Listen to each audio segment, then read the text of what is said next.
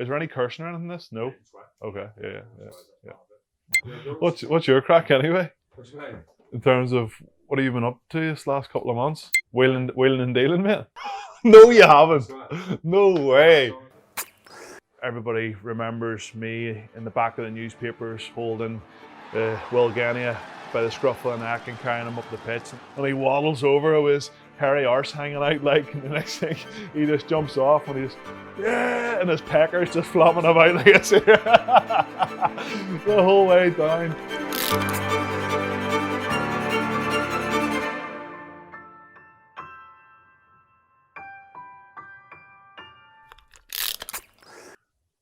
2007 Rugby World Cup seems like a long time ago now. Well, it is. We had a few warm-up games. Some were good, some were bad. We all remember that Bayonne game where, well, it was just an absolute boxing match. You had Neil Best, crazy Neil Best. He was just running around throwing haymakers, just like cleaning boys out. It was just, it was crazy. And standing on the sideline, you couldn't hear the hits, but you could hear the punches. It was just all hell breaking loose. Brian O'Driscoll minding his own business. The next thing, bang, good night, see you later. World Cup preparation, Bayonne away. Any international coaches thinking of doing that? Nah, don't bother your arses, lads.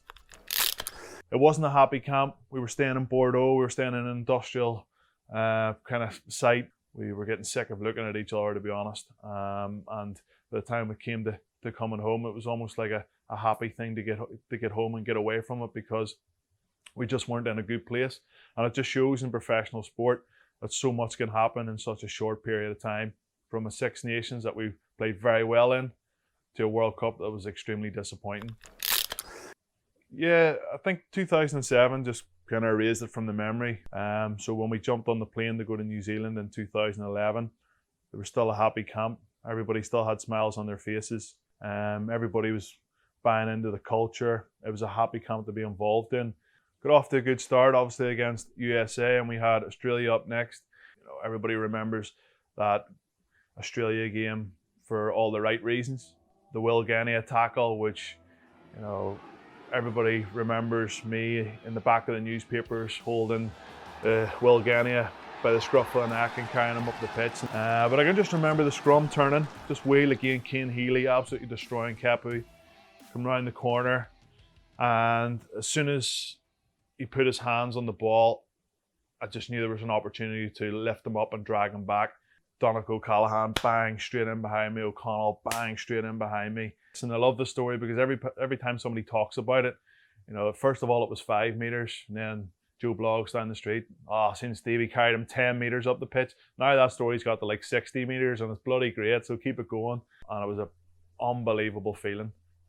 So good memories, good days at Eden Park against Australia. And thankfully we were able to get the win. Looking back on the 2011 World Cup, why did we play consistently well through the group stages? I think we had a lot of fun. We had so much crack. We went out to the pubs and danced the night away just to try and get over the jet lag, as you know, and it just seemed to tighten us up as a group. We all came together and it was just brilliant. We went out for a day's crack. The bus picked us up. We were like, right lads, where we're going? We're going to do a bit of bungee jumping. And O'Connell was there. He's like, geez lads, I'm 115 kgs. Is this rope going to hold me? And we were like, we'll be fine. So there's maybe a dozen of us headed out. We jump on this like cable car thing, and the next thing this guy starts pulling the ropes and the cable car starts going out. And we're like, where the heck are we going? And the next thing there's this box in the middle and it's attached with wires. And we're in this box and the tune goes, the tunes are absolutely pumping. And we're like, what's going on here? Next thing, O'Connell's first up. The heaviest goes first. O'Connell's like, right, okay. And he walks over, he's shaking like a leaf and he's holding on to the thing. And his legs are like buckling beneath him. And the guy's like, no, just look out in the front and just leap off, you'll be fine. And we're like, go on, Polly, son, go on, Polly. And he must have jumped about a millimetre and just dropped like a stone. And he was like, you could just hear him. And we come the whole way back up and he was green, absolutely green. And it was just so much crack. And then the next thing, I think it was Fergus McFadden. He was near the end. Maybe Keith Earls was at the last one, just with the weight thing again. And somebody smart in the corner goes, "Oh, by the way, if you do it naked, you get to go again for free." And like, next thing, Ferg's ears, perk up, and he goes, "Fuck it, lads." He goes, gets his bags down, and he's sitting there, with his hands over his bush, like, and he's getting his legs tied up, and he's like, "Right, lads, here we go." And he waddles over with his hairy arse hanging out, like, and the next thing, he just jumps off, and he just, yeah, and his pecker's just flopping about like this. The whole way down. In fairness to Ferg, like, he took one for the team. It was great crack, great bonding, and Queenstown, we had a lot of fun. We came together, and really, really good times. You get yourself to a quarter-final. You're being talked up as one of the favourites to go on and make history and get that monkey off your back and reach this World Cup semi-final. And with the expectation comes pressure. And did we feel pressure? Possibly. I think personally we got ahead of ourselves? In my very own opinion, yes. And Wales just got it right. They absolutely smashed us in defence. They were clinical in attack, and us as an Irish team went into the sheds after the final whistle, very, very disappointed in the performance that we had put in. And to be honest with you, I can't really remember too much of the game.